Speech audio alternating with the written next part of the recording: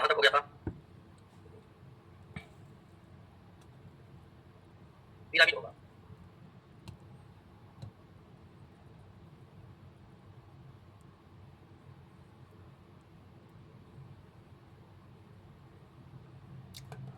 आइए समझिए इसको, इकोलॉजिकल पिरामिड, हिंदी में भी इसे पिरामिड ही कहते हैं, यानी पारिस्थितिकी पिरामिड।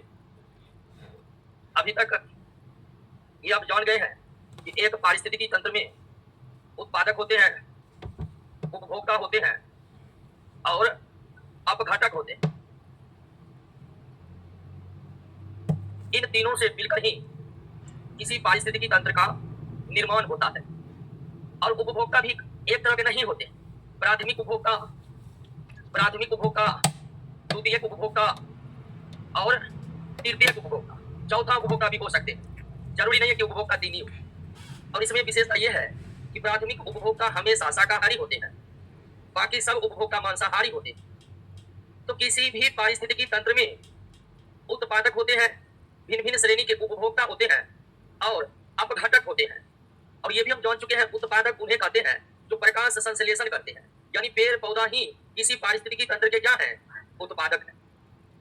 एक पारिस्थितिकी तंत्र में उत्पादक और भिन्न भिन्न श्रेणी के उपभोक्ता, एक पारिस्थितिकी तंत्र में उत्पादक और भिन्न भिन्न श्रेणी के उपभोक्ता के बीच संबंध बताने के लिए इस्तेमाल किए जाते हैं किसको? पिरामिड को। पिरामिड जो है वह संबंध बताने का जरिया है। और पिरामिड किनके भी संबंध बताते हैं? और भिन्न भिन्न श्रेणी के उपभोक्ता। और एक बात ध्यान देने वाली है कि पिरामिड में अपघटक के लिए कोई स्थान निर्धारित नहीं किया गया है। पिरामिड में अपघटक के लिए कोई स्थान निर्धारित नहीं किया गया है, अर्थात पिरामिड का संबंध अपघटकों से नहीं है। इकोलॉजिकल पिरामिड केवल उत्पादक और उपभोक्ताओं के बीच के संबंधों को बताते हैं। पिरामिड में अपघटक को शामिल नहीं किया जाता है, पिरामिड में अपघटक को शामिल नहीं किया जाता है। समझे बात को? तो इकोलॉजिकल पिरामिड क्या है? तो संबंध बताने का जरिया है। किनके भी संबंध बताने का जरिया है? उत्पादक और भिन्न भिन्न श्रेणी के उपभोक्ताओं के भी संबंध बताने का जरिया है। किसको अब पिरामिड में स्थान नहीं मिला है? अपघटकों को पिरामिड में स्थान नहीं दिया गया है। अब हम तो ये समझ गए कि पिरामिड उत्पादक और भिन्न भिन्न श्रेणी के उपभोक्ताओं के बीच संबंधों को बताता है। लेकिन इनके बीच के संबंधों को तीन तरह से हम बता सकते हैं। उत्पादक और उपभोक्ता के बीच के संबंधों को अगर हम बताने लगे तो इनके बीच के संबंधों को हम तीन तरीके से बता सकते हैं। और यही कारण है कि पिरामिड भी कितने प्रकार के होते हैं? तीन प्रकार के होते हैं।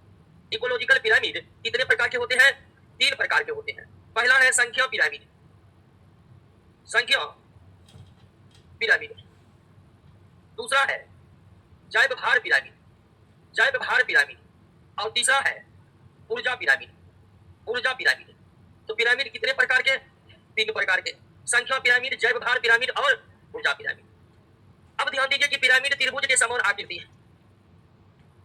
ठीक है ना? पिरामिड जो है वो त्रिभुज के समान आकृति, त्रिभुज के समान तो नहीं होता है, ये एक 3D स्ट्रक्चर है। लेकिन सामने सामने देखेंगे तो पिरामिड किस तरह दिखाई पड़ते हैं? हालांकि पिरामिड में कुल 5 सतह होते हैं, 5 सरफेस से मिलकर बना होता है पिरामिड। लेकिन अगर हम इस तरह के संरचना को देखें तो ये त्रिभुज के समान दिखाई पड़ते हैं, लेकिन ये ठोस संरचना है। अब ये जो तीन प्रकार के पिरामिड हैं, ये भिन्न भिन्न स्थितियों में सीधा और कभी उल्टा निर्माण होता है। कभी ये पिरामिड सीधा बन जाते हैं और कभी ये पिरामिड उल्टा बन जाती हैं। कभी ये पिरामिड सीधा बनते हैं तो कभी ये पिरामिड उल्टा बनते हैं। अब हमें यही समझना है कि कौन पिरामिड कहां पर सीधा बनेगा और कौन पिरामिड कहां पर उल्टा बनेगा। चलिए यहाँ तक क्लियर है, यहाँ तक कोई दिक्कत नहीं ना? भिन्न भिन्न पारिस्थितिकी तंत्र में उत्पादक और भिन्न भिन्न श्रेणी के उपभोक्ताओं के बीच के संबंध को बताता है कौन? पिरामिड।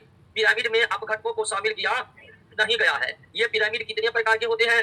तीन प्रकार के होते हैं, संख्या पिरामिड, जैव भार पिरामिड और ऊर्जा पिरामिड। भिन्न भिन्न स्थितियों में ये पिरामिड सीधा बन सकते हैं और उल्टा बन सकते हैं, सीधा बन सकते हैं और उल्टा बन सकते हैं। क्लियर? अब आइए सबसे पहले हम समझते हैं किसको? संख्या पिरामिड को समझते हैं कि संख्या पिरामिड क्या होता है।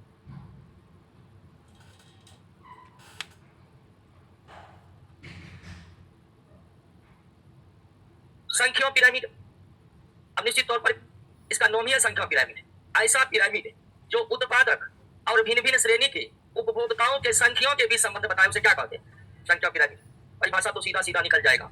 ऐसा पिरामिड जो उत्पादक और भिन्न भिन्न श्रेणी के उपभोक्ताओं के संख्याओं के बीच संबंध बताए उसे क्या कहते हैं? संख्या पिरामिड कहते हैं। और संख्या पिरामिड सीधा भी बन सकते हैं और उल्टा भी बन सकते हैं, सीधा भी बन सकते हैं और उल्टा भी बन सकते हैं। आइए समझते हैं कि कहां पर संख्या पिरामिड सीधा बनेगा और कहां पर संख्या पिरामिड उल्टा बनेगा। उदाहरण के तौर पर हम वन पारिस्थितिकी तंत्र की बात करें तो वन पारिस्थितिकी तंत्र में उत्पादक है कौन? पेड़ पौधा। मान लेते हैं कि इस पेड़ पौधा को हिरण खा रहे हैं, फिर मान लेते हैं कि हिरण को तेंदुआ पकड़कर खा ले रहे हैं, फिर तेंदुआ को घेर कर शिकार कौन कर लिया? शेर। ये एक वन पारिस्थितिकी तंत्र का आहार श्रृंखला बन चुका है। और वन पारिस्थितिकी तंत्र में पेड़ पौधे दोस्तों क्या है? उत्पादक है। हिरण क्या है? प्राथमिक उपभोक्ता है, प्राथमिक उपभोक्ता है। तेंदुआ क्या है? द्वितीयक उपभोक्ता। और शेर क्या है? तृतीयक उपभोक्ता। अब दोस्तों इनके संख्या पर आप विचार कीजिए। पेड़ पौधा, हिरण, तेंदुआ, शेर में सबसे ज्यादा संख्या किसकी होगी? पेड़ पौधा की होगी। पेड़ पौधा से कम संख्या किसकी होगी? हिरण की होगी। हिरण से कम संख्या तेंदुआ की होगी और सबसे कम संख्या शेर की होगी। अब इस तरह से आप क्या देख रहे हैं कि उत्पादक से लेकर उपभोक्ताओं तक जब हम बढ़ रहे हैं तो इनकी संख्या में क्या आ रही है? सबसे ज्यादा संख्या उत्पादक का और सबसे कम संख्या। ऐसी स्थिति में वन पारिस्थितिकी तंत्र का संख्या पिरामिड सीधा बनेगा। संख्या पिरामिड क्या बनेगा? अब सीधा क्यों बनेगा इसको भी आप समझ लीजिए। देखिए पिरामिड के नीचे में हमेशा कौन रहते हैं? उत्पादक। चाहे वो कम हो या ज्यादा, उत्पादक हमेशा पिरामिड के नीचे में रहेगा। और अगर नीचे में रहेगा तो सबसे ज्यादा संख्या इसमें किसकी है? तो ज्यादा संख्या पेड़ पौधा का है, तो सबसे ज्यादा जगह पिरामिड में किसको मिलेगा? और सबसे ज्यादा जगह पेड़ पौधा को दीजिएगा तो पिरामिड में सबसे ज्यादा जगह निचला वाला आधार वाले हिस्से में है कि ना है? इसलिए पेड़ पौधा को ज्यादा स्थान मिलेगा, पेड़ पौधा को ज्यादा स्थान मिलेगा क्योंकि उसकी संख्या सबसे। उसके बाद किसको? हिरण को। उसके बाद किसको? हिरण का। उसके बाद किसको? तेंदुआ को। उसके बाद किसको?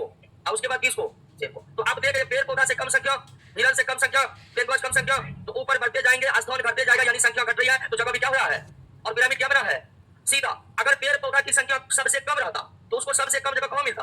और चूंकि उत्पादक हमेशा कहां रहेगा और उसकी संख्या अगर कम होती तो उसको जगह मिलता यहाँ पर, तो ये वाला भाग नीचे आ जाता और पिरामिड क्या हो जाता? उल्टा हो जाता। लेकिन यहाँ पर कोई सी बात है नहीं, उत्पादक की संख्या सबसे, तो वो पिरामिड में सबसे ज्यादा जगह लेंगे, सबसे ज्यादा जगह लेंगे तो पिरामिड में सबसे ज्यादा जगह नीचे में है, यानी पिरामिड क्या बनेगा? सीधा बनेगा। बात समझे? अब ध्यान दीजिए कि आप कोई भी पारिस्थितिकी तंत्र ले लीजिए, सब में ज्यादा संख्या किसकी होगी? उत्पादकों की ही होगी। अब कोई और पारिस्थितिकी तंत्र लीजिएगा, उसमें भी सबसे ज्यादा संख्या किसका बनेगा? उत्पादक का बनेगा। इसलिए हर पारिस्थितिकी तंत्र का संख्या पिरामिड हमेशा क्या बनता है? सीधा ही बनता। और ऐसा इसलिए कि हर पारिस्थितिकी तंत्र में ज्यादा संख्या किसकी? हर पारिस्थितिकी तंत्र में सबसे ज्यादा संख्या किसकी? उत्पादक की होती। और सबसे ज्यादा संख्या उत्पादक का होगा तो वो जगह लेगा निचला वाला एरिया में और पिरामिड आपका क्या हो जाएगा? तो कोई भी पारिस्थितिकी तंत्र पूछ दे कि उसका संख्या पिरामिड कैसा तो कैसा? सीधा। वन पारिस्थितिकी तंत्र का संख्या पिरामिड, तालाब पारिस्थितिकी तंत्र का संख्या पिरामिड, मरुस्थलीय पारिस्थितिकी तंत्र का संख्या पिरामिड, सभी पारिस्थितिकी तंत्र का संख्या पिरामिड सीधा। लेकिन ये उल्टा भी होता है। अब आइए देखिए कि उल्टा कब होता है। ये तो आप समझ गए कि सभी पारिस्थितिकी तंत्र का संख्या पिरामिड क्या होता है? सीधा ही होता है। लेकिन संख्या पिरामिड उल्टा भी बनता है। अब उल्टा कब बनता है आइए इसको समझिए। मान लीजिए सोनू के दरवाजा पर एक आम का पेड़ लगा हुआ है।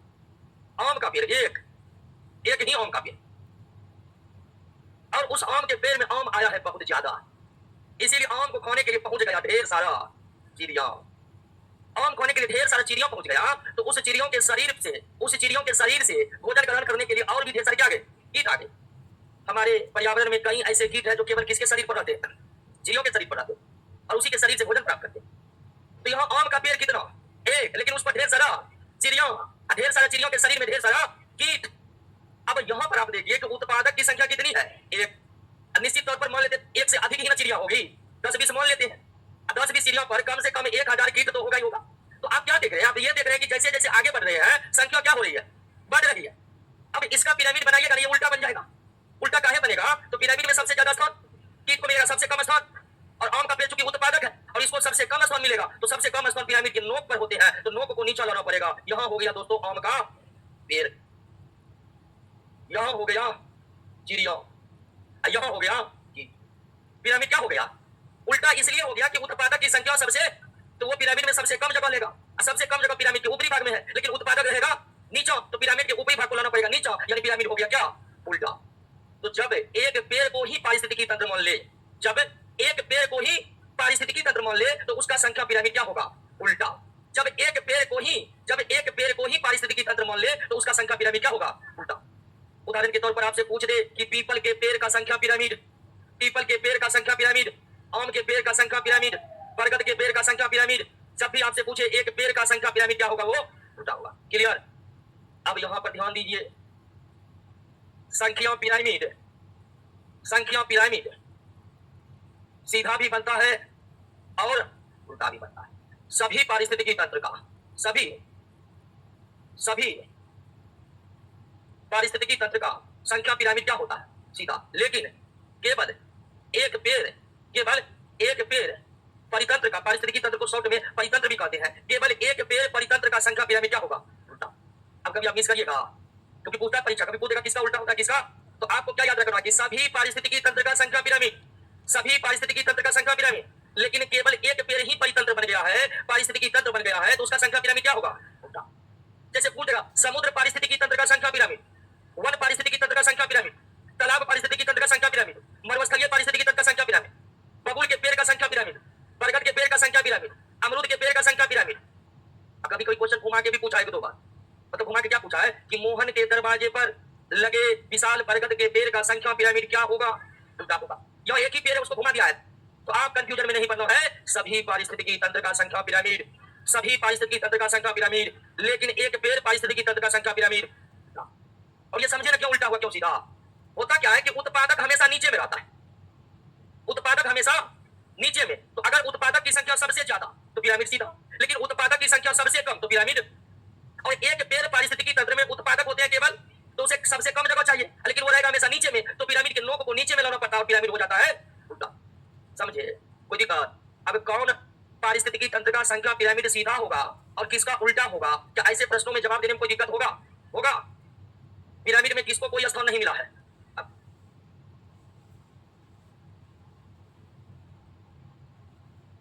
अब आइए, दूसरा पिरामिड है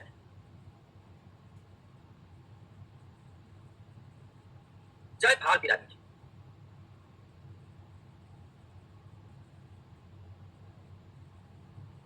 दूसरा पिरामिड है जयभार पिरामिड। अब जयभार पिरामिड को हम समझे उससे पहले यह समझना पड़ेगा कि जयभार है क्या। जयभार है क्या?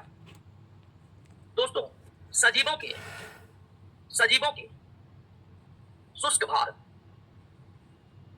सजीवों के शुष्क भार यानी ड्राइवेट को, शुष्क भार को ही क्या कहते हैं? जैव भार कहते हैं। सजीवों के शुष्क भार को ही जैव भार कहते हैं। अब फिर से समझिए, देखिए हर सजीव के शरीर में सर्वाधिक हिस्सा होता है किसका? जल का। हर सजीव के शरीर के निर्माण में सर्वाधिक हिस्सा किसका होता है? मानव के शरीर में भी लगभग 60% क्या है? जल है। पेड़ पौधे के शरीर में तो 60% से भी ज्यादा क्या होते हैं? जल होते हैं। समझ रहे हैं? तो हर जितने भी सजीव इस पृथ्वी पर है ना, जितने भी सजीव इस पृथ्वी पर हैं, उनके शरीर के निर्माण में मुख्य हिस्सा कौन निभाता है? जल। मानव के शरीर का भी अधिकांश हिस्सा किसका है? जल का है। मानव शरीर के निर्माण में 60% हिस्सेदारी किसका है? तो शरीर में जितनी जल की मात्रा है वो निकाल दीजिए। एक सजीव के शरीर में जल की जितनी मात्रा है उसको आप क्या करिए? निकाल दीजिए। शेष जो बचेगा वही क्या कहलाएगा? जैव भार कहलाएगा। तो अगर किसी सजीव के जैव भार की बात करेंगे तो जैव भार वो भार है जिसमें जल शामिल नहीं है। मानव के शरीर में भी 60% जल है। मानव के शरीर में भी 60%, उस जल को मानव शरीर से बाहर निकाल दीजिए। अब जो बच गया वो मानव का क्या होगा? जो बच गया वो मानव का क्या होगा? जय भार। बात समझे कि नहीं समझे? ड्राई का मतलब होता है विदाउट वाटर। ड्राई का मतलब ही होता है विदाउट वाटर। तो एक सजीव के शरीर से जल को निकाल देने पर शेष जो बच जाता है वही सजीव का क्या कहलाता है? जैव भार कहलाता है। इसलिए लिखे सजीव के शुष्क भार को क्या कहते हैं? शुष्क भार का मतलब भार में जल की मात्रा शामिल, भार में जल की मात्रा शामिल। समझ गए? अब निश्चित तौर पर भिन्न भिन्न उत्पादक और भिन्न भिन्न श्रेणी के उपभोक्ता के जैव भार के बीच संबंध बताने वाले पिरामिड को क्या कहेंगे? संख्याओं के बीच संबंध बताने वाला पिरामिड संख्या पिरामिड, और जैव भार के बीच संबंध बताने वाले पिरामिड को जैव भार पिरामिड। और जैव भार पिरामिड भी सीधा भी बनता है और जैव भार पिरामिड भी सीधा भी बनता है और उल्टा भी बनता है। अब यहां पर पहले आप याद कीजिए कि किसका सीधा और किसका उल्टा बनेगा। संख्या पिरामिड की तरह, संख्या पिरामिड की तरह जैव भार पिरामिड, संख्या पिरामिड की तरह जैव भार पिरामिड भी सीधा भी बनता है और उल्टा भी बनता है। सीधा भी बनता है और उल्टा भी बनता है। अब ध्यान दीजिएगा, स्थलीय परितंत्र, स्थलीय परितंत्र को भी इंग्लिश में इकोसिस्टम ही कहते हैं, और जलीय परितंत्र, स्थलीय परितंत्र का जैव भार पिरामिड सीधा बनता है। स्थलीय पारिस्थितिकी तंत्र का जैव भार पिरामिड सीधा, और जलीय परितंत्र का उल्टा बनता है। बात समझे? स्थलीय परितंत्र का जैव भार पिरामिड, जलीय परितंत्र का, स्थलीय परितंत्र में जैसे मान लीजिए घास स्थल, दूसरा है क्या? वन, तीसरा हो गया, मरुस्थल, मरुस्थल, ये सब क्या है? घास स्थल कैसा परितंत्र, वन कैसा परितंत्र, मरुस्थल कैसा परितंत्र, और इन सबका जैव पिरामिड क्या होगा? अब वही जलीय की बात करें, तालाब पारिस्थितिकी तंत्र, तालाब पारिस्थितिकी तंत्र, झील पारिस्थितिकी तंत्र, झील पारिस्थितिकी तंत्र, समुद्री पारिस्थितिकी तंत्र, समुद्री पारिस्थितिकी तंत्र, ये सब परितंत्र कैसे परितंत्र? तालाब परितंत्र, झील परितंत्र, समुद्री परितंत्र, नदी परितंत्र, ये सब कैसा परितंत्र है? और इन सबका जैव पिरामिड क्या बनेगा? तो स्थल वाला का और जल वाला का, स्थल वाला का, जल वाला का अति हुआ। तो जैव भार पिरामिड सीधा भी बनते हैं और जैव भार पिरामिड सीधा भी बनते हैं, और स्थल वाले परितंत्र का जैव भार पिरामिड, स्थल वाले परितंत्र का जैव भार पिरामिड, जल वाले परितंत्र का जैव भार पिरामिड। क्लियर? समझे कि नहीं समझे? समझे। अब आइए, ये तो अब आसानी से याद रखिएगा, परीक्षा का बाउंड्री लाइन यहीं तक है। परीक्षा सीधा पूछता किसका उल्टा बनेगा, किसका सीधा बनेगा। अब समझ गए कि किसका उल्टा बनेगा, किसका सीधा बनेगा। संख्या पिरामिड भी समझ गए। और अब आइए, अगर आप ये भी जानना चाहते हैं कि इसका अगर सीधा बनना है तो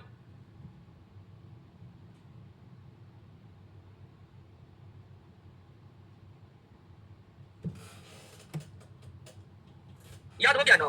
हाँ, अब समझना है। जैसे वन पारिस्थितिकी तंत्र, वन पारिस्थितिकी तंत्र में पेड़ हुआ उत्पादक, इसको खा लिया हिरण और डायरेक्ट हिरण खिला देते हैं शेर को। क्लियर है? ये एक वन पारिस्थितिकी तंत्र का आहार श्रृंखला है। अब इसका जैव भार पिरामिड कैसे बनेगा? इसका जैव भार पिरामिड कैसा बनेगा? तो जैव भार समझ चुके हैं ना? वन में जो पेड़ पौधा है, सारा पेड़ पौधा का भार हिरण के तुलना में बहुत ज्यादा होगा। और शेर की संख्या, मान लीजिए वन में जितना पेड़ है उसका भार, जितना हिरण है उसका भार, जिसका जितना शेर है उसका भार, तो सबसे ज्यादा भार किसका होगा? पेड़ पौधा का होगा। अब कैसे होगा? ये अंदाज लगाने वाली बात है। आप इमेजिन कीजिए, वन है, पेड़ ही पेड़ है, और सब पेड़ का भार निश्चित ही सब हिरण के भार से क्या होगा? ज्यादा। अरे एक ही शीशम का पेड़ जो है हिरण के 40-50 फैमिली को तोड़ कर रख देगा, है कि ना? है। और हिरण की चूंकि संख्या बहुत ज्यादा होगी, तो उसका भार निश्चित तौर पर सारे शेर के भार से क्या होगा? ज्यादा होगा। अब यहाँ हम जैव भार की बात कर रहे हैं, स्वामी का भार ज्यादा है तो जैव भार भी क्या होगा? ज्यादा ही होगा। अब इसमें सबसे ज्यादा भार किसको मिल गया है? यानी उत्पादक को। तो पिरामिड में सबसे ज्यादा स्थान कौन लेगा? पेड़ पौधा यानी उत्पादक लेगा। और सबसे ज्यादा स्थान उत्पादक लेगा तो निश्चित ही वो पिरामिड क्या होगा? क्या होगा? सीधा होगा। यहाँ पर पेड़ पौधा आएगा, यहाँ पर हिरण आएगा, और यहाँ पर शेर आएगा, और पिरामिड हमारा क्या हो गया? सीधा हो गया। समझे कि नहीं? और वन एक स्थलीय परितंत्र है, वन एक स्थलीय परितंत्र है, और इसका जैव भार पिरामिड क्या बन गया? वन एक स्थलीय परितंत्र है, इसका जैव भार पिरामिड क्या बन गया?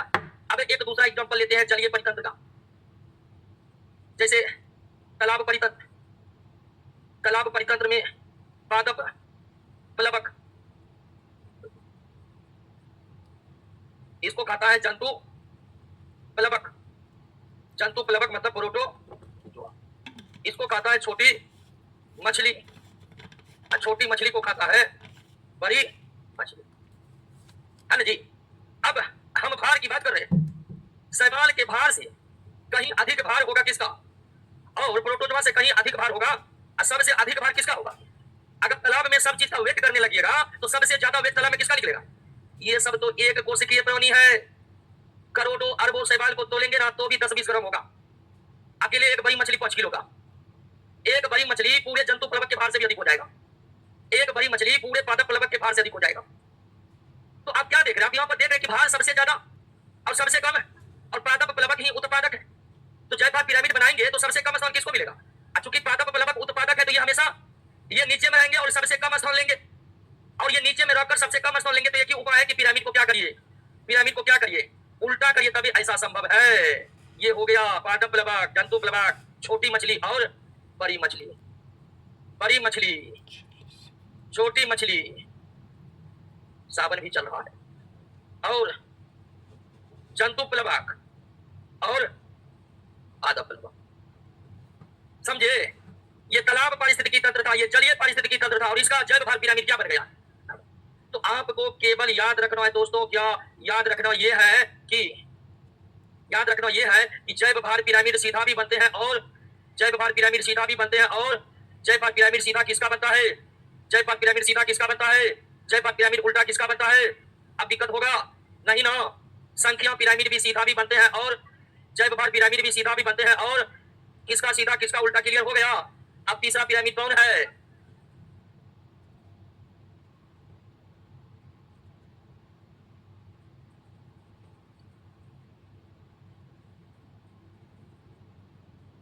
ऊर्जा पिरामिड।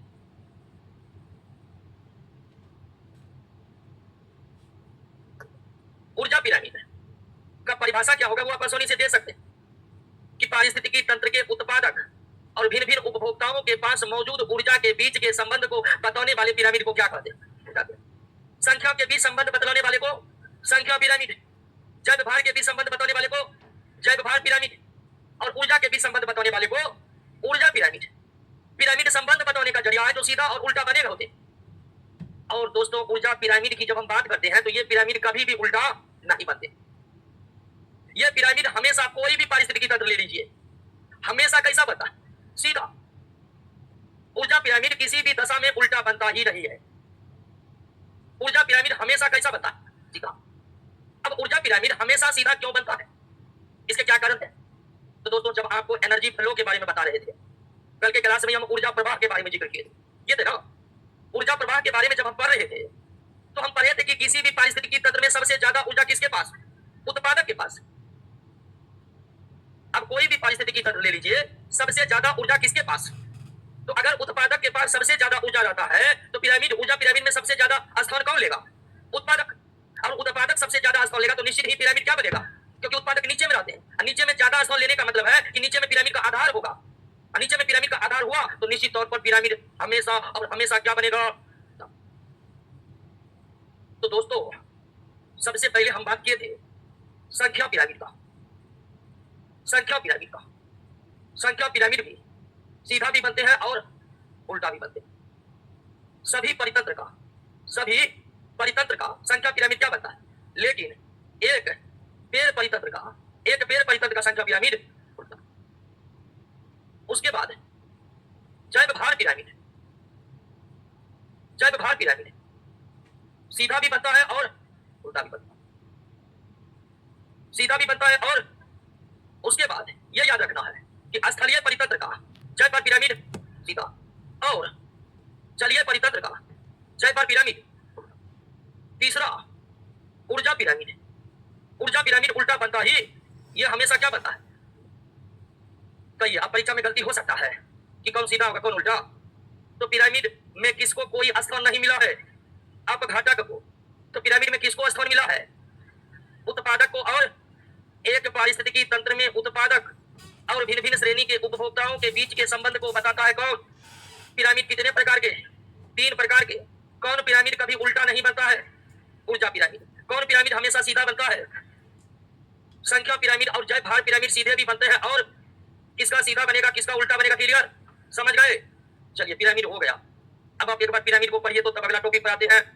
ऑनलाइन वाले दोस्त बताइएगा पिरामिड समझे कि नहीं समझे कि कहां उल्टा होगा और कहां सीधा।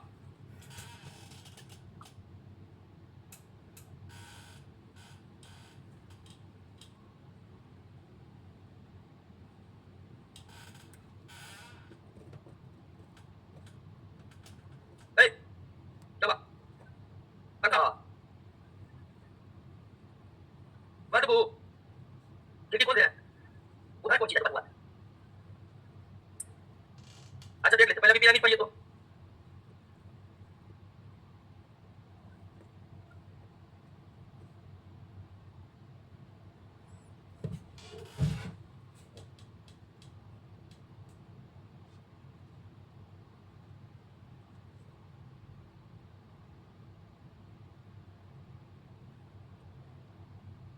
क्लियर? अब आइए अगला टॉपिक पर प्रोडक्टिविटी।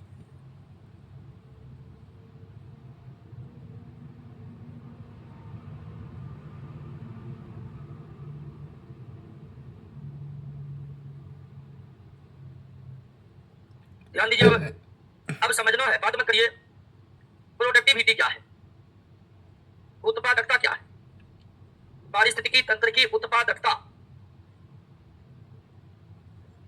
दोस्तों आप ये जान चुके हैं हर पारिस्थितिकी तंत्र में उत्पादक होते हैं। हर पारिस्थितिकी तंत्र में उत्पादक होते हैं पेड़ पौधा। और पेड़ पौधा प्रकाश संश्लेषण कर किसका निर्माण करते हैं? ग्लूकोज का निर्माण करते हैं। कहते हैं कि नहीं? पेड़ पौधे प्रकार संश्लेषण करते हैं और उसके बाद वो ग्लूकोज का निर्माण करते हैं, जिसका वो भोजन के रूप में क्या करते हैं, इस्तेमाल करते हैं, है कि नहीं? किसी भी पारिस्थितिकी तंत्र में, किसी भी पारिस्थितिकी तंत्र के 1 मीटर स्क्वायर क्षेत्रफल में मौजूद कितना, 1 मीटर स्क्वायर क्षेत्रफल में मौजूद उत्पादकों द्वारा 1 साल में कितने, 1 साल में जितना कार्बनिक पदार्थ का संश्लेषण करता है। ध्यान दीजिएगा, ग्लूकोज एक कार्बनिक पदार्थ है। ग्लूकोज कैसा पदार्थ है, कार्बनिक पदार्थ। ये कार्बोहाइड्रेट है जिसमें कार्बन होते हैं, उसे ही कार्बनिक पदार्थ कहते हैं। तो ग्लूकोज कार्बनिक पदार्थ। तो किसी भी पारिस्थितिकी तंत्र में, किसी भी पारिस्थितिकी तंत्र के 1 मीटर स्क्वायर क्षेत्रफल में मौजूद उत्पादकों द्वारा 1 वर्ष में संश्लेषित ग्लूकोज को उस पारिस्थितिकी तंत्र की उत्पादकता पर, बस समझ लेना। आप ये जान रहे हैं कि पेड़ पौधा क्या बनाता है, ग्लूकोज। पेड़ पौधा जितना ग्लूकोज बनाएगा, पारिस्थितिकी तंत्र की उत्पादकता उतनी अधिक होगी। बस समझिए, समझिए। तो जब भी हम प्रोडक्टिविटी की बात करते हैं तो हम ये बात करते हैं कि उस पारिस्थितिकी तंत्र का पेड़ पौधा कितना ग्लूकोज बना रहा है। स्वाभाविक पेड़ पौधा ज्यादा होगा तो उत्पादकता ज्यादा होगी, पेड़ पौधा कम होगा तो उत्पादकता कम होगी। जैसे आपसे प्रश्न आ गया कि मरुस्थलीय परितंत्र का उत्पादकता ज्यादा होगी कि वन पारिस्थितिकी तंत्र का, वन पारिस्थितिकी तंत्र की उत्पादकता ज्यादा होगी, क्योंकि वन में पेड़ पौधे निश्चित ही मरुस्थल से काफी ज्यादा होगा। बात समझे क्या? किसी भी पारिस्थितिकी तंत्र के 1 मीटर स्क्वायर क्षेत्रफल में मौजूद, किसी भी पारिस्थितिकी तंत्र के 1 मीटर स्क्वायर क्षेत्रफल में मौजूद उत्पादकों द्वारा 1 वर्ष में संश्लेषित कार्बनिक पदार्थ को उस पारिस्थितिकी तंत्र की उत्पादकता कहते हैं। निश्चित तौर पर जिस पारिस्थितिकी तंत्र में पेड़ पौधे जितने अधिक होंगे, उस पारिस्थितिकी तंत्र की उत्पादकता अधिक होगी। बस समझ आया? कोई दिक्कत नहीं। और उत्पादकता का मात्रक क्या है, किलो कैलोरी पर मीटर स्क्वायर पर, किलो कैलोरी पर मीटर स्क्वायर पर, यह मात्रक है किसका, उत्पादकता। किलो कैलोरी पर मीटर स्क्वायर पर ईयर मात्रक है किसका, उत्पादक।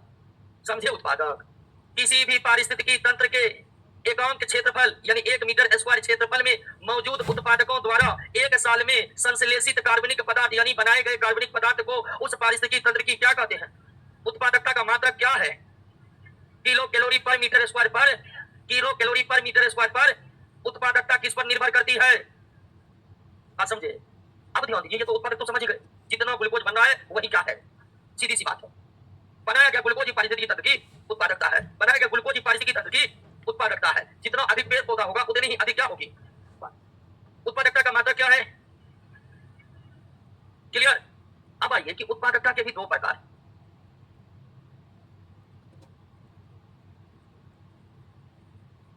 उत्पादकता प्रोडक्टिविटी के भी कितने प्रकार है, 2 प्रकार, प्राथमिक उत्पादकता और द्वितीयक उत्पादकता। प्राथमिक उत्पादकता और द्वितीयक उत्पादकता। उत्पादकता क्या समझ गए ना, कितने प्रकार के? प्राथमिक उत्पादकता का संबंध है किससे, उत्पादक से। द्वितीयक उत्पादकता का संबंध किससे है, उपभोक्ता से। अब ध्यान दीजिए कि पारिस्थितिकी तंत्र में जो विभिन्न प्रकार के उपभोक्ता है, विभिन्न प्रकार के उपभोक्ता है, वो उपभोक्ता भी भोजन करके अपने शरीर के आकार को क्या करते हैं, बढ़ाते हैं। शरीर का आकार बढ़ रहा है, इसका मतलब शरीर में कार्बनिक पदार्थ जमा हो रहा है, तब आकार बढ़ रहा है। हम लोगों के शरीर का आकार प्रोटीन के कारण बढ़ता है। प्रोटीन जितना अधिक मात्रा में लेंगे, शरीर का आकार उतना ही बड़ा होगा, बढ़ेगा। आप देखेंगे आजकल का जो बहुत लोग प्रोटीन पाउडर पीते हैं शरीर बनाने के लिए, कि प्रोटीन पाउडर पिएंगे और शरीर बनेगा। हालांकि पाउडर पी के जैसा शरीर बने, रोटी खाने का औकात नहीं, पिएगा पाउडर। बस समझिएगा, कहने का तात्पर्य यह था कि आप उपभोक्ता के शरीर में भी कार्बनिक पदार्थ जमा होता है। कहने का शेर दूसरा था, बहुत ऐसा होगा कि रोटी खाएगा 2 ठो के बाद तीसरा रोटी खाने में हालत खराब हो रहा है, अब पाउडर पिएगा 2 गिलास, आपका ये शरीर कभी भी बनेगा। सब कुछ फेक है, केवल रोटी चावल और मौसमी सब्जी, रोटी चावल दाल और मौसमी सब्जी ही सबसे बेहतर, ये हम नहीं बता रहे। ये भारत के जितने भी प्रमुख डाइटिशियन है सब यही रिकमेंडेशन करते हैं कि पाउडर से दूर रहिए। और ऐसे हम देखे, कईयों को देखे रोटी खाने में उसका क्षमते रहे, अंदर जाता ही नहीं। तो ऐसी स्थिति में कुछ नहीं मिलेगा। फिलहाल यहाँ पे आइए, समझने पर आइए कि उपभोक्ता जो है, ध्यान दीजिएगा दोस्तों, उपभोक्ता जो है, उपभोक्ता के शरीर में भी कार्बनिक पदार्थ जमा होते हैं और उसका आकार क्या होता है। तो 1 मीटर स्क्वायर क्षेत्रफल में मौजूद, 1 मीटर स्क्वायर क्षेत्रफल में मौजूद उपभोक्ता 1 साल में जितना शरीर में कार्बनिक पदार्थ जमा किया उसे क्या कहते हैं, तो उत्पादकता को मापते हैं किसमें, तो उसे क्या कहते हैं, उत्पादकता को जब मापते हैं किसमें, तो उसे क्या कहते हैं। हालांकि एक पारिस्थितिकी तंत्र के लिए महत्वपूर्ण कौन उत्पादकता, प्राथमिक उत्पादकता, क्योंकि प्राथमिक उत्पादकता जितनी अधिक दीजिए कि प्राथमिक उत्पादक ही नहीं है तो शाकाहारी को भोजन मिलेगा, अशाकाहारी को भोजन नहीं मिल पाएगा, मांसाहारी को मिलेगा, क्योंकि शाकाहारी को भोजन मिलेगा वो जितनी संख्या बनाएंगे मांसाहारी को उतना ही ज्यादा भोजन मिल पाएगा। तो जब पारिस्थितिकी तंत्र की उत्पादकता को उत्पादक में मापते हैं तो क्या कहलाता है, जब उत्पादकता को उपभोक्ता में मापते हैं तो क्या कहलाता है। उत्पादक के संदर्भ में उत्पादकता और उपभोक्ता के संदर्भ में उत्पादकता, समझे समझे कि नहीं समझे। अब ध्यान दीजिए कि प्राथमिक उत्पादक को दो भागों में बांटा जाता है, एक सकल और दूसरा शुद्ध। सकल को कहते हैं ग्रॉस और शुद्ध को कहते हैं नेट। प्राथमिक उत्पादक को कितने भागों में बांटा जाता है, प्राथमिक उत्पादकता को कितने भागों में बांटा जाता है, लेकिन द्वितीय उत्पादकता को दो भागों में बांटा नहीं जाता। लेकिन प्राथमिक उत्पादकता को कितने भागों में, दो भागों में। पेड़ पौधा जितना ग्लूकोज बनाया वो हो गया सकल प्राथमिक उत्पादकता। पेड़ पौधा जितना ग्लूकोज बनाया वो क्या हो गया, सकल प्राथमिक उत्पादकता। अब यहाँ पर ध्यान दीजिए कि पेड़ पौधा जितना ग्लूकोज बनाते हैं उसमें कुछ वो अपने लिए उपयोग करते हैं और कुछ जमा हो जाता है उनके शरीर के भिन्न भिन्न भागों में। तो जितना ग्लूकोज बनाया वो उसमें पौधा अपने लिए जो उपयोग कर लिया उसको माइनस कर दीजिए, तो जो बचेगा वो क्या, यानी सकल प्राथमिक उत्पादकता माइनस पौधे के द्वारा इस्तेमाल किया गया ग्लूकोज इक्वल टू।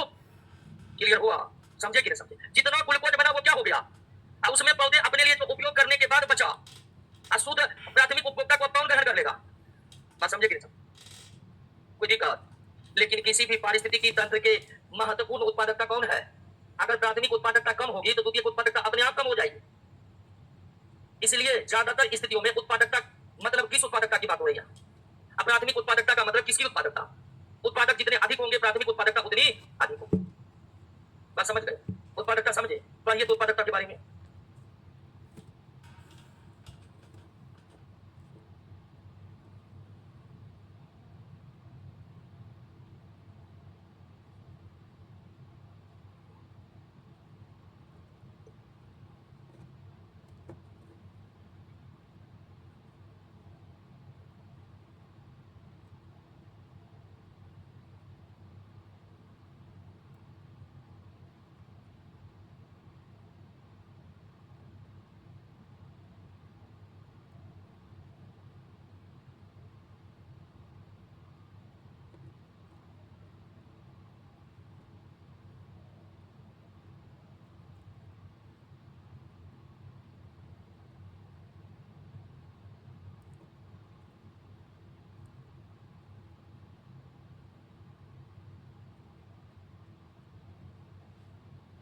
क्लियर। अब देखिए एक बहुत बड़े इकोलॉजिस्ट हुए जिनका नाम है ईपी ओडम।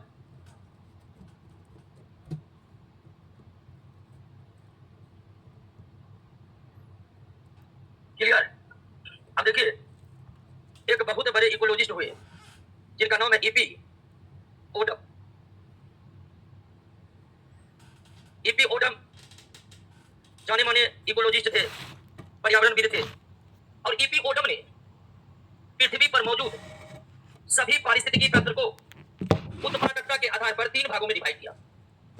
ईपी ओडम पृथ्वी पर मौजूद सभी पारिस्थितिकी तंत्र को उत्पादकता के आधार पर कितने भागों में डिवाइड किया, तीन भागों में डिवाइड किया। उच्च उत्पादकता वाले परितंत्र, मध्यम उत्पादकता वाले परितंत्र और तीसरा निम्न उत्पादकता वाले परितंत्र। उच्च उत्पादकता वाले परितंत्र, मध्यम उत्पादकता वाले परितंत्र और निम्न उत्पादकता वाले परितंत्र। ईपी ओडम ने पृथ्वी पर मौजूद सारे पारिस्थितिकी तंत्र को उत्पादकता के आधार पर कितने भागों में बांटा, तीन भागों में बांटा। उच्च उत्पादकता वाले परितंत्र, मध्यम उत्पादकता वाले परितंत्र और निम्न उत्पादकता वाले परितंत्र। अब यहाँ पर उत्पादकता की बात हो रही है। उत्पादकता कितने प्रकार के, दो प्रकार के, प्राथमिक उत्पादकता और आपको बताया द्वितीय उत्पादकता का विशेष महत्व नहीं है। महत्व किसका है, प्राथमिक उत्पादकता। यहाँ जिस उत्पादकता की चर्चा हो रही है वो प्राथमिक उत्पादकता, और किस परितंत्र की प्राथमिक उत्पादकता ज्यादा होगी किसकी कम होगी ये पता चलता पेड़ पौधे पर। पेड़ पौधे ज्यादा से ज्यादा है तो उत्पादकता ज्यादा से ज्यादा होगी। उदाहरण के तौर पर पटना के मुसल्लपुर हाट की उत्पादकता ज्यादा है कि पटना के चिड़ियाघर का, पकड़ लिए। निश्चित तौर पर मुसल्लपुर हाट में पेड़ पौधे हैं तो उत्पादकता बहुत कम होगी, चिड़ियाघर के इलाका की उत्पादकता बहुत ज्यादा होगी क्योंकि पेड़ पौधे बहुत ज्यादा है। बात समझे कि नहीं समझे। तो उच्च उत्पादकता वाले परितंत्र, मध्यम उत्पादकता वाले परितंत्र, निम्न उत्पादकता वाले परितंत्र में मुख्य कौन कौन आते हैं आपके नोट में दिया हुआ है, उसको दो तीन बार पढ़िएगा, याद करिएगा।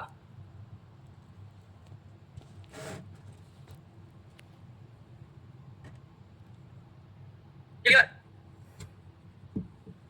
अब है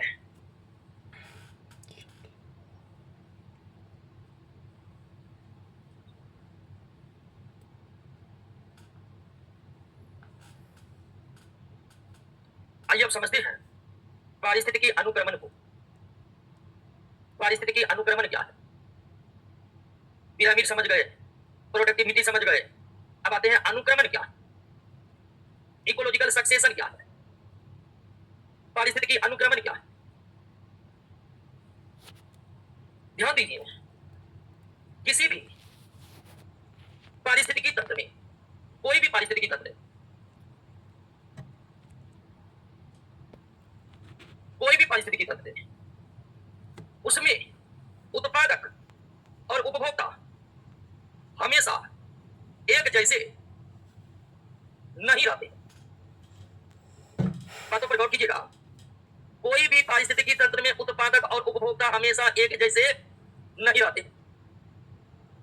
अगर मान लीजिए कोई वन पारिस्थितिकी तंत्र है, तो वन पारिस्थितिकी तंत्र में आज जो जो पौधे हैं, आज जो जो जंतु है, 100 साल बाद भी वही सब रहेगा?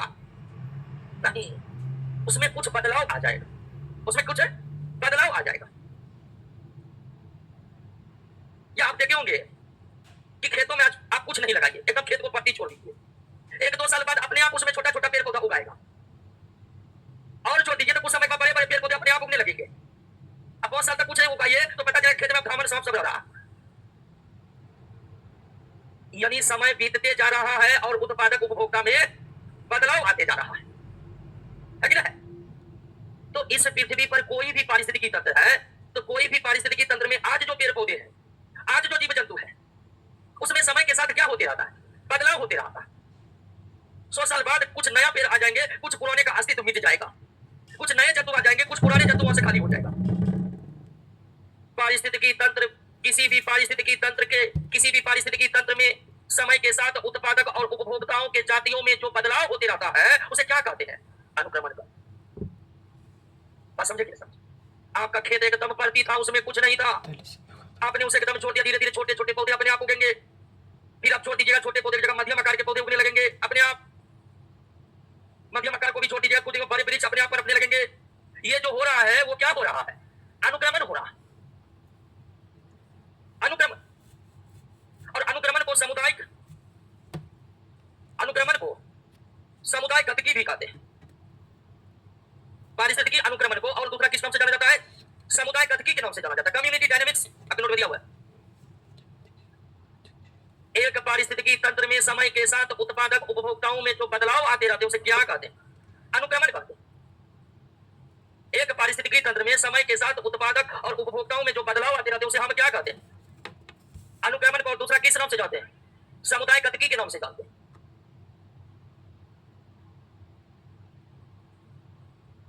अनुक्रमण के दो प्रकार हैं, प्राथमिक अनुक्रमण और द्वितीयक अनुक्रमण। अनुक्रमण समझे कि नहीं समझे? अनुक्रमण का मतलब उत्पादक उपभोक्ताओं में होने वाला बदलाव। एक जंगल में पहले शेर रहा करते थे, अब शेर वहां से पलायन करके दूसरा जंगल चला गया, अब वहां पर बाघ रहने लगा। क्या हो गया? अनुक्रमण हो गया। आम के पेड़ में पहले केवल आम थे, चिड़िया थे, समय के साथ वहां बंदर रहने लगे। क्या हो गया? समय बीता गया, बंदर के बाद वहां लंगूर आ गए, बंदर भाग गया। क्या हो रहा है? अनुक्रमण हो रहा है। तो पेड़ पौधे जीव जंतुओं में जो बदलाव आते रहते हैं समय के साथ साथ, उस बदलाव को हम क्या कहते हैं? अनुक्रमण कहते हैं। जो कितने प्रकार के? दो प्रकार। प्राथमिक अनुक्रमण और प्राथमिक अनुक्रमण का मतलब हुआ कि प्राथमिक अनुक्रमण के दौरान पहले क्या होता है? मिट्टी का निर्माण। मिट्टी के निर्माण के बाद छोटे पौधे का विकास, छोटे पौधे के बाद बड़े पौधे का विकास, और बड़े पौधे के विकास के बाद जंतु का आवागमन। तो प्राथमिक अनुक्रमण उस अनुक्रमण को कहते हैं जिसकी शुरुआत कहां से होती है? मिट्टी के निर्माण से होती है। एकदम अरावली की चोटी है जहां पत्थर ही पत्थर है, धीरे धीरे हजारों साल के बाद वह पत्थर किसमें कन्वर्ट होता है? मिट्टी। अब एक पत्थर मिट्टी में कन्वर्ट होता है। हाँ, पृथ्वी का ऊपरी भूपट पट्टी पहले तो पूरे पत्थर ही थे, वर्षों लगे हैं इसको मिट्टी में बदलने में। तो जहां समझिए एकदम पत्थर ही पत्थर है, तो पहले वहां पर 1000 साल 2000 साल में वो पत्थर क्या बनेगा? फिर जैसे मिट्टी का निर्माण होगा वो क्या होगा वहां पर? अब फिर क्या होगा? तो यहां से जो अनुक्रमण स्टार्ट हुआ उसे क्या कहते हैं? ऐसा अनुक्रमण जो मिट्टी निर्माण प्रक्रिया से शुरू होता है उसे क्या कहते हैं? प्राथमिक अनुक्रमण कहते हैं। हालांकि वर्तमान समय पर पृथ्वी पर प्राथमिक अनुक्रमण देखना संभव है, क्योंकि हमारी पृथ्वी इतनी पुरानी हो चुकी है कि लगभग हर जगह जहां मिट्टी बनना था क्या हो चुका है, अब बहुत कम ही ऐसे स्थान है जहां क्या होगा, नहीं तो प्राथमिक अनुक्रमण आज के समय में हमारे लिए देखना मुनासिब नहीं हो पाएगा। और एक ऐसा पारिस्थितिकी तंत्र जो किसी कारणवश वहां का सब कुछ समाप्त हो गया, मान लीजिए एक जंगल था उसमें आग लग गया, समाप्त हो गया सब कुछ, तो एक पारिस्थितिकी तंत्र में पहले सब कुछ था, पेड़ पौधे जीव जंतु सब थे, लेकिन प्राकृतिक कारणों से या मानवीय कारणों से वो सब कुछ क्या हो चुका है, समाप्त हो चुका है। और सब कुछ समाप्त होने के बाद जब धीरे धीरे पेड़ पौधे का विकास होता है तो उसे क्या कहते हैं? द्वितीयक अनुक्रमण का मतलब एक ऐसा क्षेत्र जहां पहले सब कुछ था, लेकिन मान लीजिए भूकंप के कारण, ज्वालामुखी के कारण, आग लगने के कारण या मानवीय हस्तक्षेप के कारण वो सब कुछ क्या हो गया, समाप्त हो गया। जब सब कुछ समाप्त हो गया तब फिर से जब शुरुआत होता है अनुक्रमण को तो उसे क्या कहते हैं? द्वितीयक अनुक्रमण बहुत तेजी से होता है, क्योंकि द्वितीयक अनुक्रमण में मिट्टी निर्माण की कोई जरूरी वो निर्माण हुआ रहता है। तो प्राथमिक अनुक्रमण बहुत धीरे धीरे होता है, जबकि द्वितीयक अनुक्रमण बहुत तेजी के साथ होता है। द्वितीयक अनुक्रमण का एग्जांपल आपको बहुत देखने को मिलेगा। गौ समय अक्सर मट्टी भराई का काम चलता है, जब आप मट्टी भराते हैं तो सब कुछ प्लेन हो जाता है, अब वहां पर कुछ नहीं है, जीरो। जो पेड़ पौधा थे सब कुछ मिट्टी से ढक दिए, मिट्टी से ढक करके सब पेड़ पौधा जीव जंतु सबको खत्म कर दिया, अब सीधे मिट्टी है वहां पर। और उसको धीरे धीरे छोड़ दीजिएगा तो पहले छोटा छोटा घास, फिर बड़ा बड़ा झाड़ी, फिर धीरे धीरे बड़ा बड़ा वृक्ष, फिर वहां पर जंतु पहुंचना स्टार्ट होगा, चलो वहां रह जाओ, क्या हो गया? तो द्वितीयक अनुक्रमण बहुत तेजी से होता है, क्योंकि इस अनुक्रमण में मिट्टी निर्माण की आवश्यकता। समझे बात को? अनुक्रमण समझे कितने प्रकार के अनुक्रमण, प्राथमिक अनुक्रमण, और अब अनुक्रमण के विभिन्न चरण को आप पढ़ के रखिएगा, ठीक है ना, आगे कल बताएंगे। कुछ प्रश्न आए हैं, एक प्रश्न है कि निम्नलिखित में से जीव की डीएनए लंबाई छोटी, उसके बाद क्या लिखे हैं जी?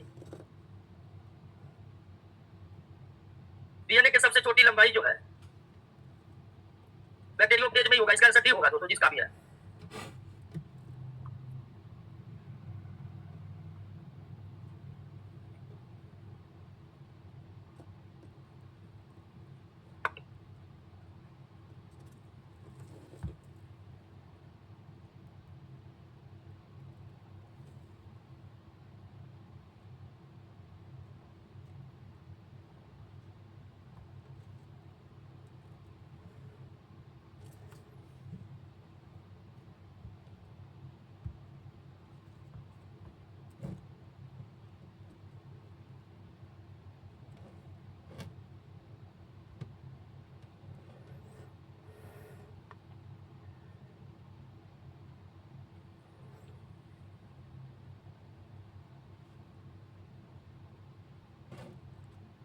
क्या पढ़ रहे थे?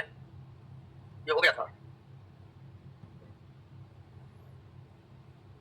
चलिए फोन सब बंद कीजिए, मोबाइल सब बंद कर लीजिए, ऑफलाइन वाले बोल रहे हैं।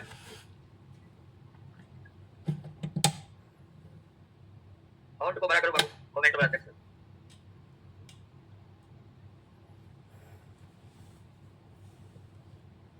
चलिए ध्यान दीजिए, कल के क्लास में हम इकोलॉजिकल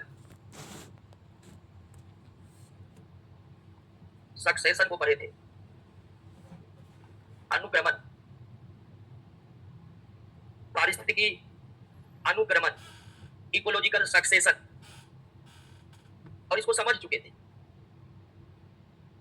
इस पृथ्वी पर कोई भी पारिस्थितिकी तंत्र हो, चाहे वन परितंत्र हो, अब ये जानते हैं कि पारिस्थितिकी तंत्र का पर्यायवाची परितंत्र भी है, चाहे वन परितंत्र हो, चाहे झील परितंत्र हो, या फिर कोई अन्य परितंत्र हो, हर परितंत्र में जो जैविक समुदाय रहते हैं, हर परितंत्र में जो जैविक समुदाय का मतलब उत्पादक, उपभोक्ता और अपघटक, इन तीनों को जैविक समुदाय कहते हैं। ये बात आप लोग जान रहे हैं। तो कोई भी पारिस्थितिकी तंत्र हो, हर पारिस्थितिकी तंत्र में जैविक समुदाय हमेशा एक जैसे नहीं रहते, समय के साथ बदलाव आते रहते हैं। कोई भी पारिस्थितिकी तंत्र है, उस पारिस्थितिकी तंत्र में जैविक समुदाय जो है, मसलन पेड़ पौधे, जंतुएं, सूक्ष्म जीव, ये हमेशा एक जैसे नहीं रहते हैं, इनमें बदलाव होते रहता है। हाँ, ये बदलाव 10 साल के भीतर हो सकते हैं, 20 साल के भीतर हो सकते हैं, 50 साल के भीतर हो सकते हैं, लेकिन होगा जरूर। एक वन में जो जो जानवर आज है वही जानवर 50 साल के बाद रहेगा, ये बिल्कुल सही है, लेकिन उनमें कुछ बदलाव जरूर होगा। कुछ नई जातियां वन में आ जाएगी, कुछ जातियां वन से बाहर हो जाएगी। वही स्थिति झील परितंत्र में भी है कि समय बीतने के साथ झील में कुछ नई प्रजातियां आकर रहने लगेगी, तो कुछ प्रजातियां वहां से गायब हो जाएगी या सारे जीव उसके मर भी सकते हैं, चाहे मानवीय कारण से हो चाहे प्राकृतिक आपदाओं के कारण हो। तो समय के साथ किसी भी पारिस्थितिक तंत्र के जैविक समुदाय में जो बदलाव होता है, समय के साथ किसी भी पारिस्थितिक तंत्र के जैविक समुदाय में बदलाव होता है, उसी बदलाव को कहते हैं क्या? अनुक्रमण कहते हैं। और अनुक्रमण को आप अनुभव भी किए होंगे अपने जीवन में कभी ना कभी। अगर आप ग्रामीण अर्थव्यवस्था से जुड़े हुए हैं, खेत खलिहान जाते हैं, तो आप अंदाज लगाते होंगे कि 2-3-4 साल के दौरान कुछ ऐसे पौधे वहां अपने आप उगे हैं जो पहले नहीं था। कुछ पौधे जो पहले था वो मर गया, खत्म हो गया। क्या इस तरह का दृश्य आप देखे हैं कभी? तो मतलब आपने क्या देखा? अनुक्रमण देखा। यानी एक पारिस्थितिकी तंत्र में आज जो पेड़ पौधे हैं, आज जो जीव जंतु है, आज जो सूक्ष्म जीव वहां पर है, 10 साल 20 साल 50 साल के बाद उसमें कुछ ना कुछ बदलाव जरूर होता है, जिसे हम क्या कहते हैं? अनुक्रमण कहते हैं। और अनुक्रमण 2 प्रकार के होते हैं। एक वो क्षेत्र जहां कुछ भी नहीं है, एकदम चट्टान है, पत्थर का है, रेतीली भूमि है, ऐसे स्थान जहां पर कुछ नहीं है, वहां जब धीरे धीरे करके पेड़ पौधे उगते हैं, तब उसे प्राथमिक अनुक्रमण कहा जाता है। लेकिन ऐसे क्षेत्र जहां पेड़ पौधे जीव जंतु मौजूद थे, लेकिन प्राकृतिक आपदाओं के कारण जैसे भूकंप, ज्वालामुखी या मानवीय कारण जैसे कि मानव के क्रियाकलाप के कारण आग लग जाए वहां, तो ऐसे क्षेत्र जहां पेड़ पौधे जीव जंतु हैं, लेकिन प्राकृतिक आपदाओं के कारण, मानवीय क्रियाकलापों के कारण वहां सब कुछ नष्ट हो गया। और सब कुछ जब नष्ट होकर उसके बाद धीरे धीरे पेड़ पौधे पनपने लगते हैं, उसे हम द्वितीयक अनुक्रमण करते हैं। तो अनुक्रमण 2 प्रकार के हैं, प्राथमिक अनुक्रमण और द्वितीयक अनुक्रमण। प्राथमिक अनुक्रमण बहुत धीमी गति से होता है, क्योंकि प्राथमिक अनुक्रमण के दौरान सबसे पहले मिट्टी का निर्माण होता है, लेकिन द्वितीयक अनुक्रमण के दौरान मिट्टी का निर्माण नहीं होता है, वो हुआ रहता है। इसलिए द्वितीयक अनुक्रमण प्राथमिक अनुक्रमण की तुलना में बहुत तेजी के साथ होता है। अब आइए हम अनुक्रमण के विभिन्न चरण को समझ लेते हैं कि अनुक्रमण कितने चरणों में जाकर पूरा होता है, या अनुक्रमण के दौरान कौन कौन से घटनाएं घटित होती रहती है। अनुक्रमण वहां से शुरू होगा जहां कुछ भी नहीं है, यानी क्षेत्र कैसा है? वनस्पति रहित। वनस्पति मतलब पेड़ पौधा, वनस्पति मतलब पेड़ पौधा, पेड़ पौधे को ही वनस्पति कहते हैं। तो एक ऐसा क्षेत्र जो वनस्पति रहित है, वही अनुक्रमण चालू होगा। और ध्यान रखिए, जहां वनस्पति रहित है वहां पर जीव जंतु भी नहीं रहेगा। अगर आपसे पूछे कि अनुक्रमण के दौरान पहले क्या होता है, तो पहले छोटे छोटे पौधे उगेंगे, फिर बड़े बड़े पौधे उगेंगे, तब जाकर जंतुओं का आवागमन होगा। एक क्षेत्र पूरी तरह से बंजर है, एक भी पेड़ पौधे नहीं है, तो वहां कोई जंतु आकर नहीं रहेगा। तो अनुक्रमण की शुरुआत वहां से होगी जो क्या है? वनस्पति रहित है। वनस्पति रहित क्षेत्र है जहां पर अनुक्रमण स्टार्ट होगा, यानी पौधे और जीव जंतुओं की जातियों का वहां पर विकास होगा। वनस्पति रहित क्षेत्र में अनुक्रमण के बाद सीधा शुरू होता है क्या? प्रवास। प्रवास का मतलब है कि दूर दूर से पेड़ पौधे के बीज या बीजाणु हवा में उड़कर वहां पर गिरते हैं। उदाहरण के लिए जब आपको शैवाल पढ़ाए थे, तो शैवाल में बीजाणु जनन होता है। क्या होता है? बीजाणु जनन। और शैवाल जब बीजाणु छोड़ते हैं ना, तो हवा में उड़कर दूर दूर गिरते। तो हवाएं चलती रहती है, उन हवाओं चलने के दौरान पेड़ पौधे के बीज वहां पर आकर जरूर गिरेंगे। दूर दूर से पेड़ पौधे के बीज या शैवाल लाइकेन के बीजाणु वहां पर आकर क्या होगा? गिरेगा, और गिरेगा तो फिर उसका क्या होगा? अंकुरण होगा। तो कोई भी बयान क्षेत्र या वनस्पति रहित क्षेत्र में, वनस्पति रहित क्षेत्र में पहले क्या शुरू होता है? और प्रवास का मतलब हुआ कि बीजों का हवा में उड़कर या बीजाणुओं का हवा में उड़कर वहां पर आकर के क्या हो जाना? गिर जाना। आप देखे होंगे एकदम वीरान क्षेत्र है तो धीरे धीरे पेड़ पौधा उगते हैं अपने आप। अब आप कहेगा ये कैसे हो गया? अपने आप पेड़ पौधे कैसे उग गया? तो हवाएं चलती है, कहीं से बीज हवा में उड़कर आया, वहां पर गिर गया और पौधा पनप गया। यही होता है। तो वहां पर प्रवास के दौरान ढेर सारे पेड़ पौधे के बीज हवा में उड़कर आते हैं, गिरते हैं, और फिर वो धीरे धीरे क्या होते हैं? अंकुरित होते हैं। तीसरा स्टेप है आस्थापन। तीसरा स्टेप क्या है? आस्थापन। आस्थापन का मतलब स्थापना हो जाना। आस्थापन का मतलब स्थापना हो जाना, यानी जो गिरा बीज वो अब क्या हो गया? अंकुरित हो गया। अब कोई भी वनस्पति रहित क्षेत्र में जो पौधे सबसे पहले बीज से अंकुरित होकर निकलते हैं, वो छोटे छोटे पौधे होते हैं, एकदम छोटे छोटे। अब कहिएगा घास फूस वाला पौधा। और शुरुआत में स्थापन के दौरान जो पौधे उगते हैं वो छोटे होते हैं, उसमें वृद्धि बहुत तेजी के साथ होती है, लेकिन उसका जीवन काल बहुत छोटा होता है, 6 महीना 1 वर्ष होता है जीवन काल। तो स्थापन का मतलब हुआ स्थापना हो गया, यानी प्रवास के दौरान जो बीज आया वो अंकुरित हो गया। लेकिन पहली बार वे पौधे अंकुरित होते हैं, पहली बार वे पौधे अंकुरित होते हैं जिसका जीवन काल बहुत छोटा होता है। वो उगते हैं, मरते हैं, बार बार उगकर मरकर मिट्टी को भरपूर पोषक तत्व प्रदान करते हैं पेड़ पौधे। स्थापन के बाद चौथा है स्पर्धा, कंपटीशन। स्पर्धा। स्पर्धा मतलब हुआ कि अब जो पेड़ पौधे उग रहे हैं, वे पेड़ पौधे आपस में पोषक तत्व मिट्टी से खींच सकता है। तो भिन्न भिन्न जाति के जो शुरुआती पौधे उगते हैं वे मिट्टी से पोषक तत्व लेने के लिए एक दूसरे के साथ स्पर्धा करने लगते हैं। स्वाभाविक स्पर्धा में कुछ पेड़ पौधे की जातियां मारी जाएगी और कुछ परम कर होगा बड़ा होगा, क्योंकि जब छोटे छोटे आकार के पौधे उगते हैं उसकी खासियत है कि वृद्धि बड़ी तेज होती है। वृद्धि बहुत तेज होगी तो पोषक तत्व भी उसको ज्यादा चाहिए। तो भिन्न भिन्न जातियों के पेड़ पौधे मिट्टी से पोषक तत्व लेने के लिए क्या करने लगते हैं, स्पर्धा करने लगते हैं। और स्पर्धा में वे पेड़ पौधे सफल हो पाते हैं जो वहां के पर्यावरण के अनुकूल है। मरुस्थलीय क्षेत्र में पेड़ पौधे में स्पर्धा होगी तो आप जानते हैं कि कैक्टस का पौधा नंबर 1 होगा, बाकी सब पौधा क्या होगा, मारा चला जाएगा।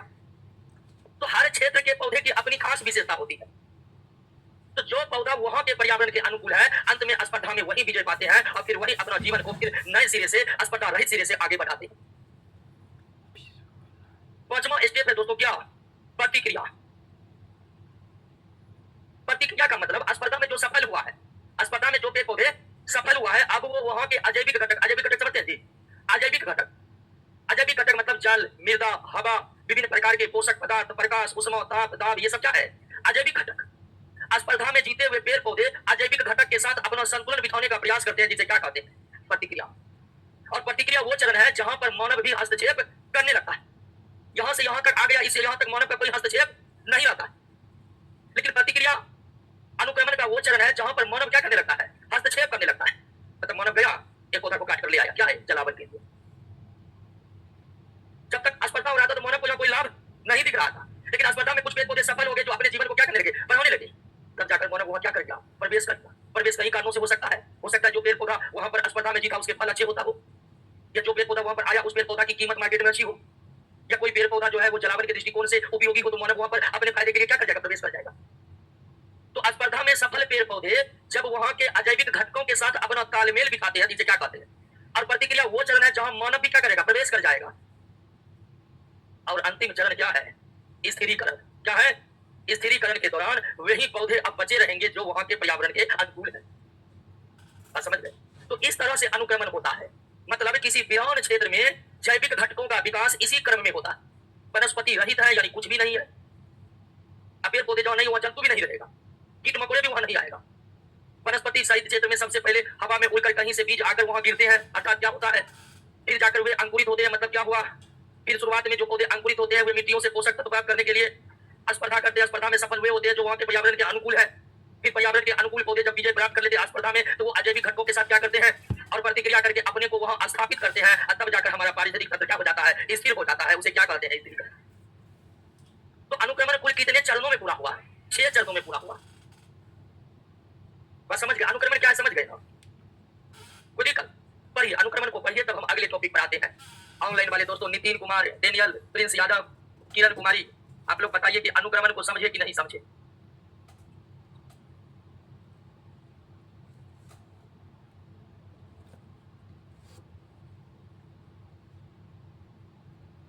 रविशंकर कुमार, दीपक कुमार, साजन कुमार, कपूर, बायोलॉजी का खत्म हो गया है। ये तो पर्यावरण पर रहती है, बायोलॉजी का खत्म है। उपभोक्ता नहीं आया है समझ में, ब्यूटी कुमारी। उपभोक्ता जो परपोषी है वही उपभोक्ता है, जो परपोषी है वही, जो स्वपोषी है वो उत्पादक, जो परपोषी है वो उपभोक्ता, जो मृत जीव है वो अपघटक। जैविक समुदाय कितना, उत्पादक पेड़ पौधे, उपभोक्ता जंतु, अपघटक सूक्ष्म। तो उत्पादक स्वपोषी, उपभोक्ता परपोषी और अपघटक मृत जीवी होते हैं।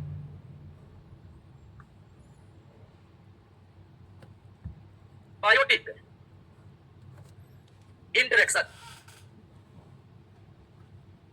आइए दोस्तों इसको समझते हैं।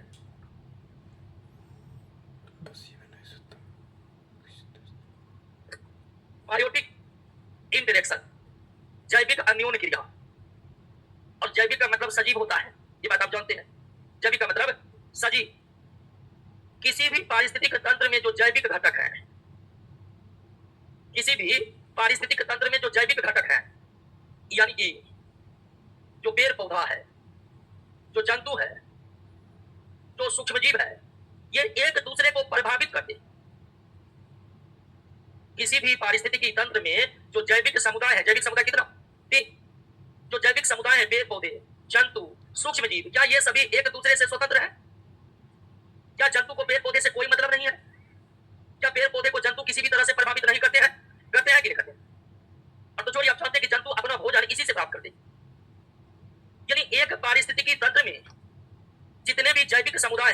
सब एक दूसरे को प्रभावित करते हैं किसी ना किसी तरह से। उदाहरण आप अपने गांव को ही ले लीजिए। गांव में कौन है? गांव में है भारत का नागरिक,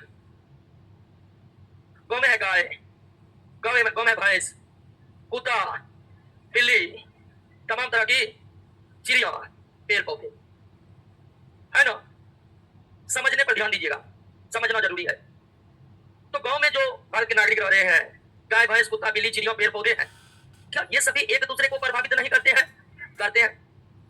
कुत्ता किसी को काट लिया, मानव अपने भोजन के लिए गाय और भैंस से दूध निकालते, मानव अपने भोजन के लिए पेड़ पौधे लगाते जिससे फलों की प्राप्ति होती है। तो सब एक दूसरे को प्रभावित कर रहे हैं। ऐसा नहीं है कि किसी को एक दूसरे से मतलब नहीं है, मतलब है। सब एक दूसरे को प्रभावित कर रहे हैं, और प्रभावित कर रहे हैं इसका मतलब है कि वो क्या कर रहे हैं? अन्योन क्रिया कर रहे हैं। और एक दूसरे को प्रभावित करने के कारण कई तरह के संबंधों का क्या होता है? निर्माण होता है। कई तरह के संबंधों का क्या होता है? निर्माण होता है। कौन कौन से संबंध का निर्माण होता है उसी को समझना है दोस्तों। लेकिन ध्यान दीजिए कि किसी भी पारिस्थितिकी तंत्र में रहने वाले विभिन्न जैविक समुदाय अपने पोषण के लिए, जीवित रहने के लिए एक दूसरे के साथ अन्योन्य क्रिया करते हैं, जिससे कई प्रकार के संबंधों का निर्माण होता है। और वो संबंध कौन कौन है? तो पहला है असहभोजिता, अंग्रेजी में कहते हैं एमेंसेलिज्म। थोड़ा सही कर लीजिएगा, असहभोजिता। हाँ, असहभोजिता।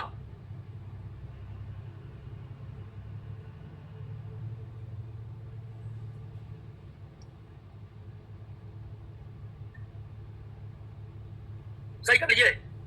नोट में शायद असहयोजिता लिखा हुआ है, तो उसे कर लेना असहभोजिता। असहभोजिता कर लिए? अब समझिए इसको, समझिएगा इसको। दो जीवों के बीच ऐसा संबंध जिसमें एक को हानि हो और दूसरे को न लाभ न हानि हो। एक को क्या हो? हानि हो, और दूसरे को न लाभ और न हानि हो, तब उनके बीच के संबंध को हम क्या कहते हैं? असहभोजिता।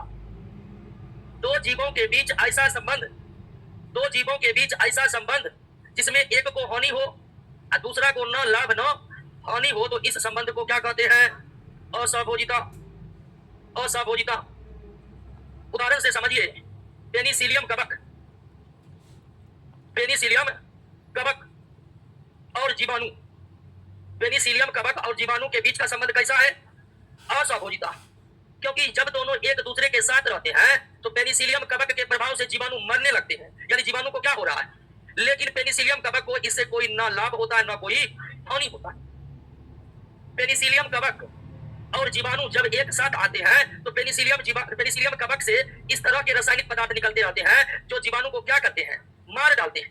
लेकिन जीवाणु के मरने से इसको कोई फायदा नहीं पहुंचता, दूसरे को फायदा पहुंचे लेकिन इसको कोई फायदा, यानी पेनिसिलियम कवक और